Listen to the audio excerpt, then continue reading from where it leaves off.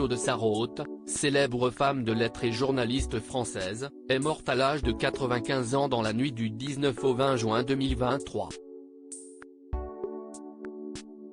Il y a 20 ans, elle s'amusait d'un sous-entendu coquin d'un célèbre rappeur sur le plateau de l'émission Tout le monde en parle. Claude Sarraute s'est éteinte chez elle à l'âge de 95 ans, dans la nuit de lundi à mardi 20 juin, vient-on d'apprendre ce matin par l'AFP. Connue pour ses nombreux romans édités aux éditions Plomb et Flammarion mais aussi pour avoir participé à l'émission Les Grosses Têtes aux côtés de Philippe Bouvard puis Laurent Ruquier, très touchée d'ailleurs par cette disparition, elle ne manquait pas d'humour. Il y a un peu plus de 20 ans, dans l'émission Tout le monde en parle, elle s'était amusée d'un sous-entendu très coquin du rappeur Stomy Bugsy. Tout a commencé lorsque Thierry Ardisson, le présentateur du talk-show, a cité un passage de son livre d'Ivoire, Maminette, plus on vieillit, plus on profite. Ce à quoi elle a répondu, oui, maintenant je m'en fous. Je dis ce que je pense, qu'est-ce ce qui peut m'arriver? Une question rhétorique sur laquelle a plaisanté l'humoriste Laurent Baffy, en évoquant l'ADA, un stéroïde produit par les glandes surrénales et converti en hormone sexuelle. Je n'ai pris, 1 an, a révélé Claude Sarraute, avant d'ajouter, ça réveille la libido. Ça ne marche qu'après 70 ans. Les vieilles dames de 70 ans et plus dont on réveille la libido, si est très frustrant. La plupart n'ont plus de partenaires. Une dernière phrase avec laquelle Stomy Bugsy n'était visiblement pas d'accord, sous-entendant alors avoir des proches autour de lui qui entretiennent des relations sexuelles avec des femmes de cet âge-là, ou qui du moins ont cette intention, il y a des potes à moi, eux. Moi je vous dis de quoi amuser la journaliste.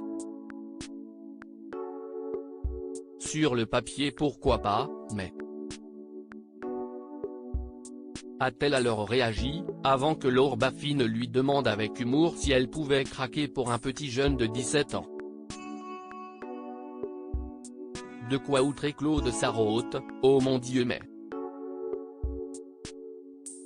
Tu vois je trouve ça obscène, de l'imaginer.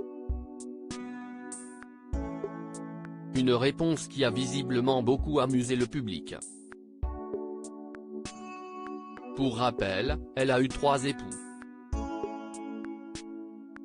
Le premier Stanley Carnot était un journaliste et historien américain avec qui elle a vécu de 1948 à 1955. Le second était Christophe Sarrat, qu'elle a épousé le 17 mai 1957 et qui lui a donné 2 fils, Laurent et Martin. Le couple divorce cependant en 1966. Enfin, la même année, elle a eu un fils, Nicolas, avec le philosophe et écrivain Jean-François Revel qu'elle a épousé l'année suivante, en 1967. 1 an plus tard, le couple a eu une fille, Véronique. En 2006, elle a perdu son mari.